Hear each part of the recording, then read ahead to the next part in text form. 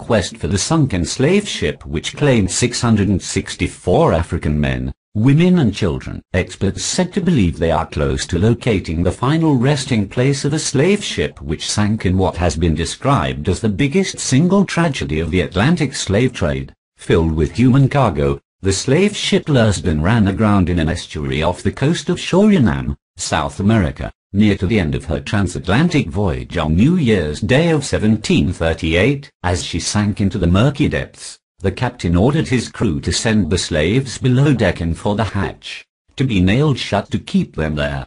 While he and his crew sailed off in two smaller boats, the vessel foundered, taking with her 664 African men, women and children entombed within, in what was the greatest single tragedy of its kind in the slave trade. The project comes at a time of heightened focus on the slave trade created, in part, by the Oscar-nominated film 12 Years a Slave, and is amid to continue calls from some form of reparations to be made to the descendants of slaves. Now, after almost 3 centuries, a team of British and Dutch explorers believe they are close to pinpointing. Only a handful of slave shipwrecks have ever been located and only 2 have been fully researched, neither of which was carrying slaves when they sank.